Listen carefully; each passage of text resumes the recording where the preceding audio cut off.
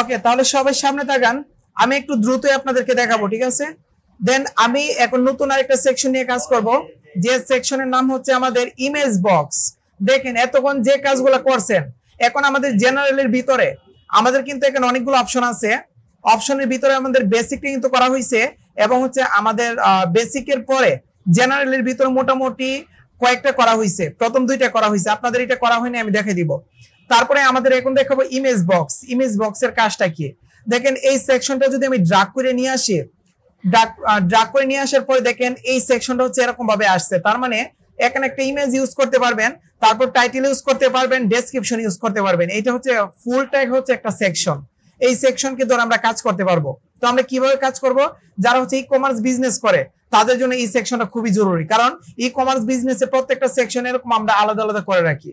দেন আমি এই সেকশনের কাজ এখন দেখাবো আপনাদের।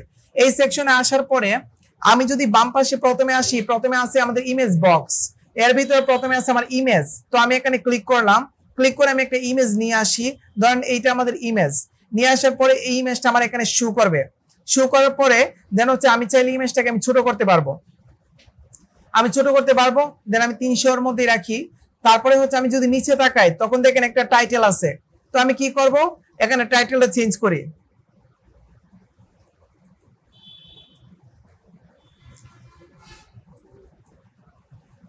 ধরেন লিখে দিলাম হচ্ছে বেস্ট মোবাইল ইন বিডি।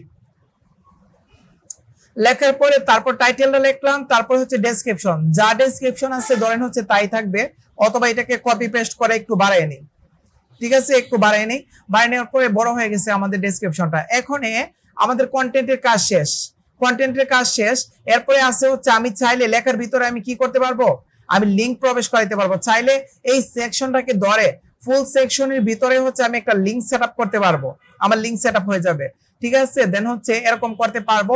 এরপর আমি আসি স্টাইলে যদি ক্লিক করি তখন হচ্ছে এই সেকশনে স্টাইল করতে পারবো। আমি যদি পজিশন, স্টাইলের ভিতরে আমাদের তিনটা অংশ, একটা হচ্ছে বক্স, ইমেজ, কন্টেন্ট। বক্সের ভিতরে ক্লিক করার পরে এখানে ইমেজের পজিশন, এই ইমেজের পজিশন আমি যদি বামে ক্লিক করি ইমেজটা বামে চলে যাবে, আমার সেকশনটা ডান পাশে চলে আসবে, এখানে লেখালেখি করতে পারবেন।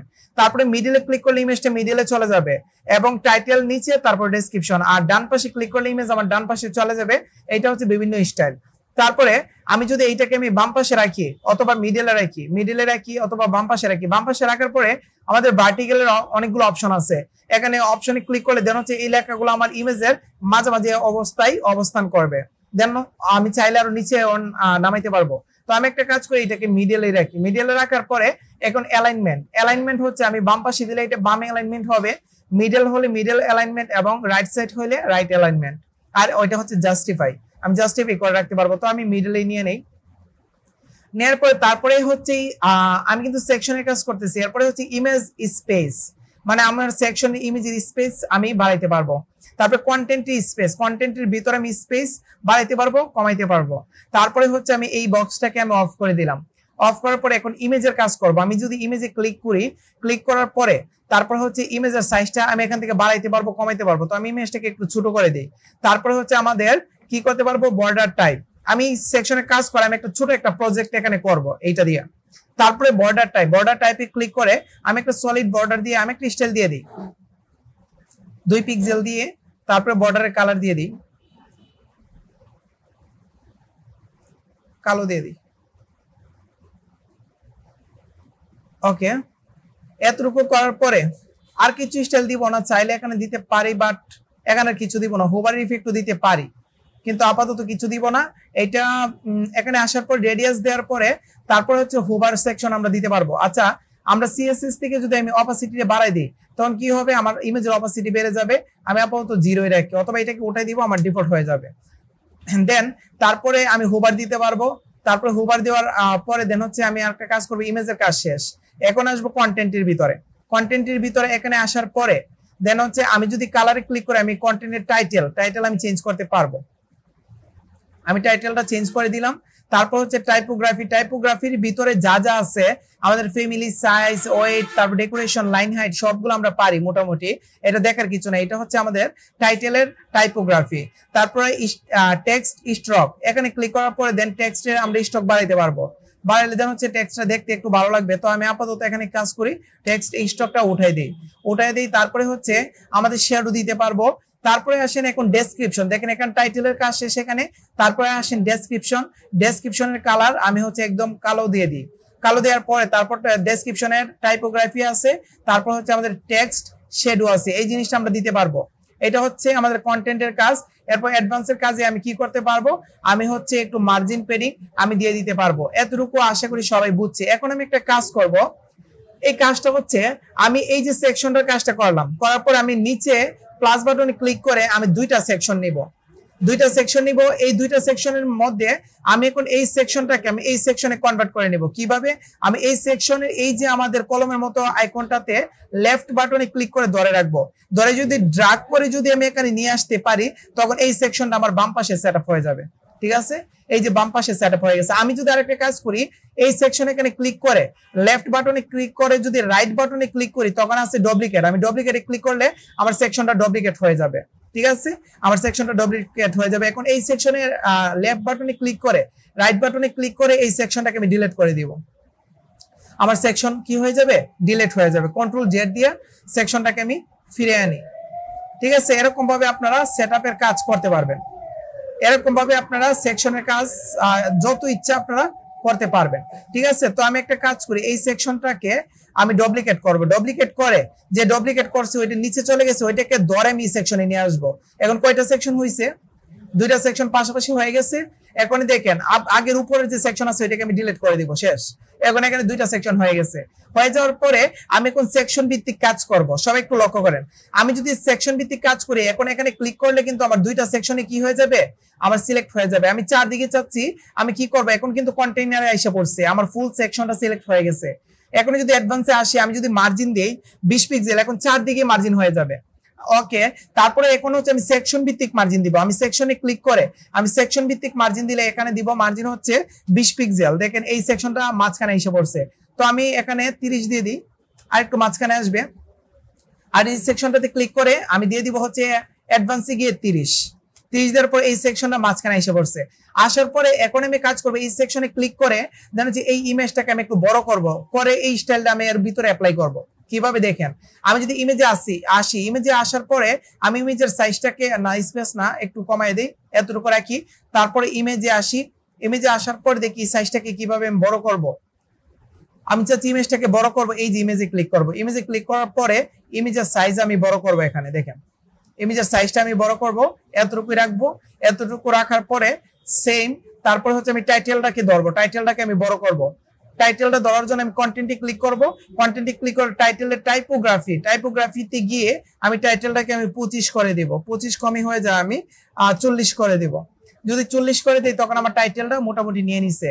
তারপরে হচ্ছে আর কি করতে পারি, আর কিছু করতে পারি। এই যে কন্টেন্টটাকে আমি জাস্টিফাই করে দিব।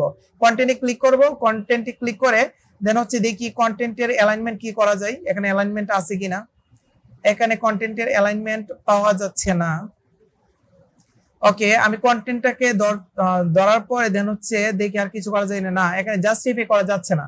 আমি যখন সেকশনটাকে ধরছিলাম তখনই কিন্তু আমি কি করছিলাম, মিডলে নিয়ে আসছে, এখানে কন্টেন্টও মিডলে চলে আসছে। এখন দেখেন এই সেকশনটা দেখতে একরকম, এই সেকশনটা দেখতে অন্যরকম।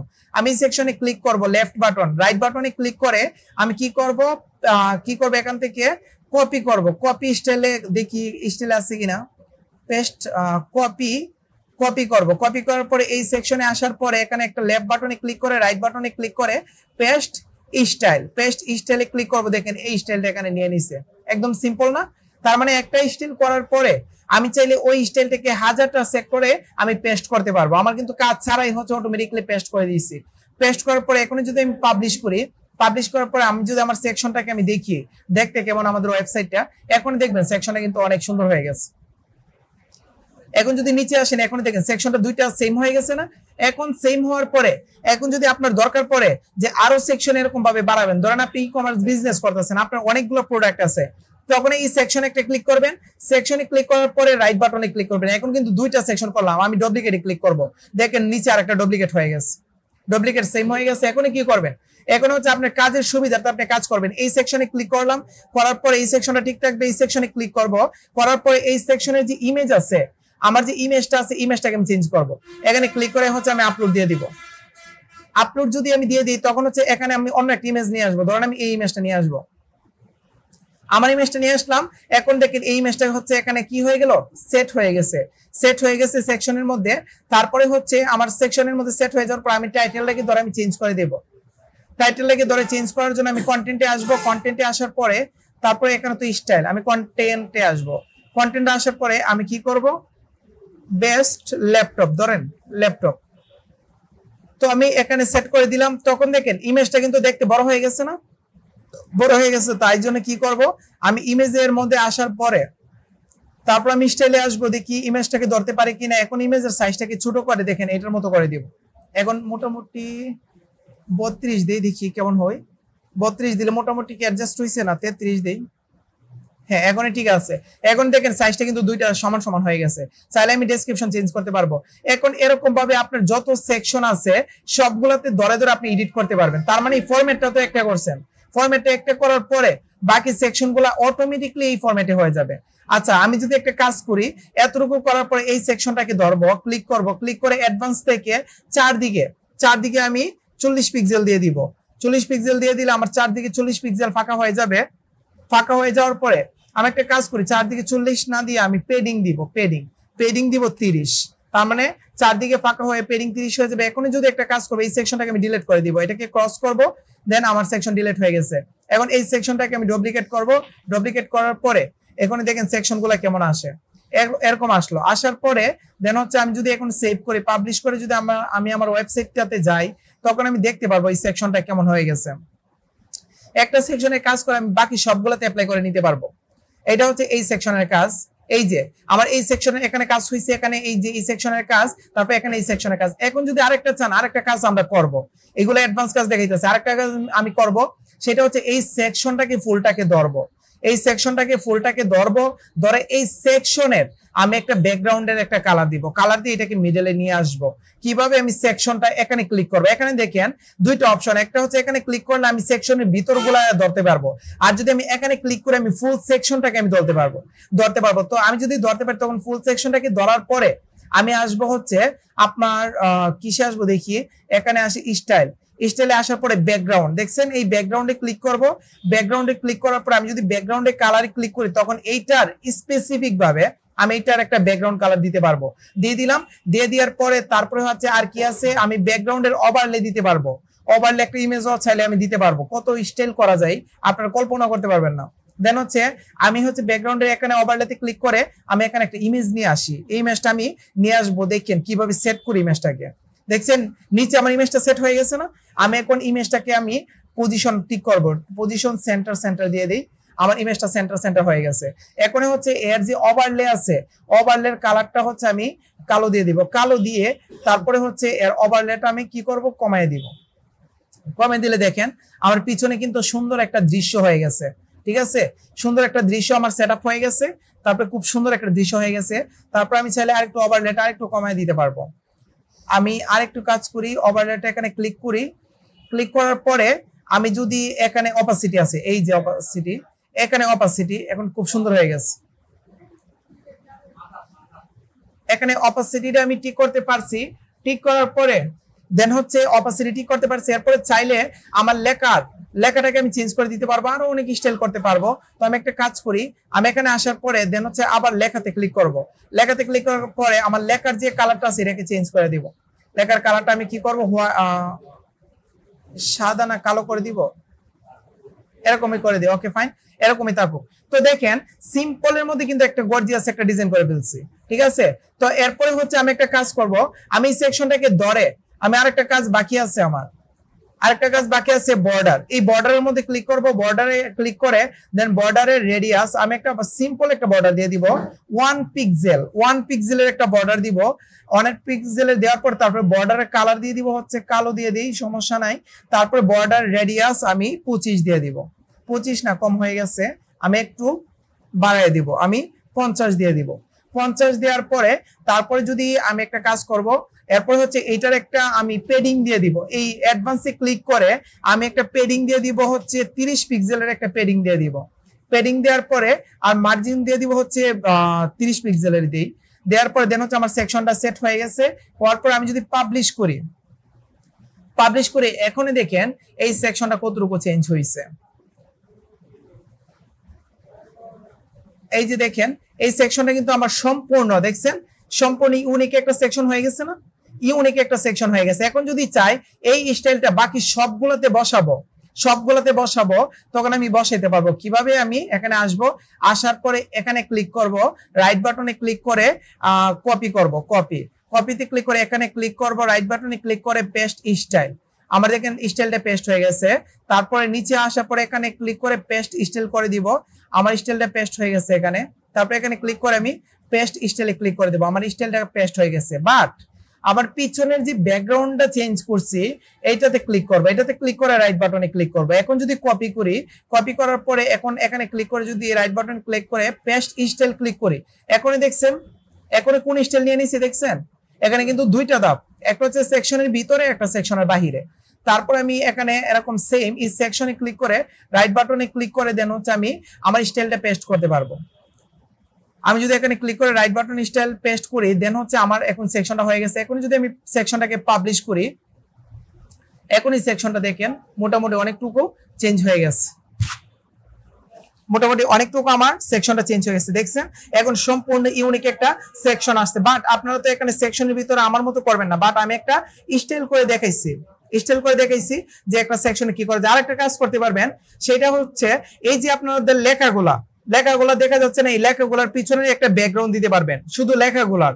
চাইলে আমাদের এইটার একটা পিছনে ব্যাকগ্রাউন্ড দিতে পারবো, চাইলে এইটার পিছনে একটা ব্যাকগ্রাউন্ড দিতে পারবো। এরকম ভাবে আপনাদের যত ইচ্ছা আপনারা যে কোনো ডিজাইন, এই আমাদের যে বক্সটা আছে এডিট কন্টেইনারের ভিতরে যে আমাদের টেক্সট বক্স আছে, এটাকে টেক্সট বক্স বলা হয়, এটাকে আপনারা চেঞ্জ করতে পারবেন। চাইলে আমি আরেকটা কাজ করবো, এখানে ক্লিক করে আমি বক্সের প্যাটার্ন আমি চেঞ্জ করে দিব।